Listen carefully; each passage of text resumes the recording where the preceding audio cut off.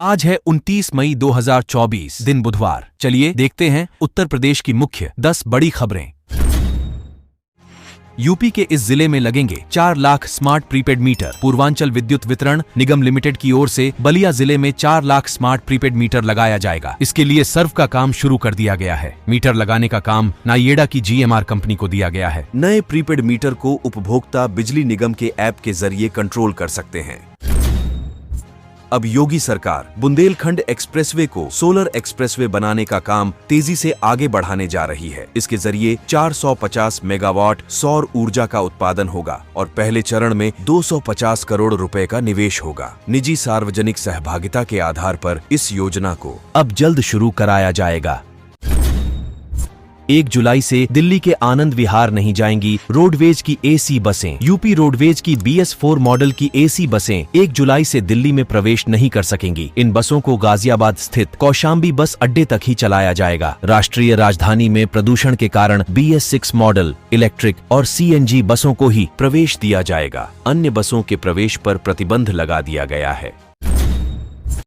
5 जून के बाद फिर मुस्तैद होगा राज्य कर विभाग। चुनाव की वजह से करीब 2.5 महीने से सुस्त पड़ा राज्य कर विभाग 5 जून से फिर मुस्तैद हो जाएगा। चुनाव ड्यूटी में गए विभाग के 500 से ज्यादा पुलिसकर्मियों को रिपोर्ट करने के आदेश दे दिए गए हैं। बैच और नेम प्लेट के साथ पूरी वर्दी में एक पुलिसकर्मी 5 जून को सचल दल और SIB विंग को ज्वाइन इन कर लेंगे। माफिया के खत्म हो जाने से यूपी में बढ़ा निवेश। गाजीपुर में मुख्यमंत्री योगी आदित्यनाथ ने कहा है कि यूपी से माफिया का सफाया करने के बाद अब प्रदेश में भारी पैमाने पर निवेश आ रहा है। उन्होंने कहा कि पूर्वांचल में बड़े स्तर पर निवेश हो रहा है, जिसके बाद यहां फैक्ट्रियां लगेंगी और नौजवानों को यहीं पर नौकरी भी मिलेगी।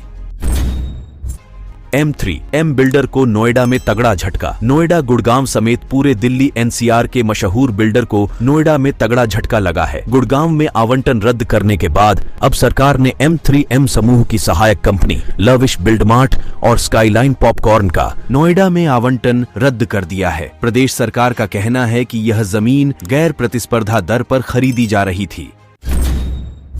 यूपी के इस जिले में आज से 7 दिन तक 7 घंटे होगी बिजली कटौती। भदोई जिले में स्थानीय डिवीजन के पाली व रमईपुर विद्युत उपकेंद्र से जुड़े क्षेत्रों में 27 मई से 2 जून तक दिन में 7 घंटे विद्युत आपूर्ति बंद रहेगी। इस दौरान सुबह 10 बजे से सायं 5 बजे तक 132 kV गोपीगंज उपकेंद्र से सीखापुर नहर तक मेन लाइन 33 kV का खंभा तार लगाए जाने का कार्य विभाग की ओर से कराया जाएगा।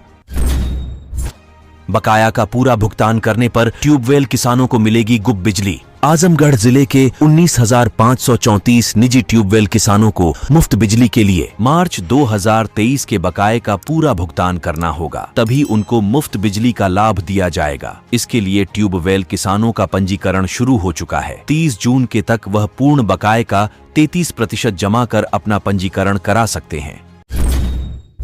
यूपी में परिवहन विभाग ने वाहनों पर पहली बार सड़क सेफ्टी सेस लगाने का प्रस्ताव तैयार किया है। विभागीय मंथन के बाद प्रस्ताव को पास करके इसे 6 जून को शासन को भेजा जाएगा। अफसरों का मानना है कि वाहनों के बढ़ते दबाव से सड़कें टूटती हैं। सड़क सुरक्षा सेस से आने वाले राजस्व से टूटी सड़कों का मेंटेनेंस तत्काल होता रहेगा।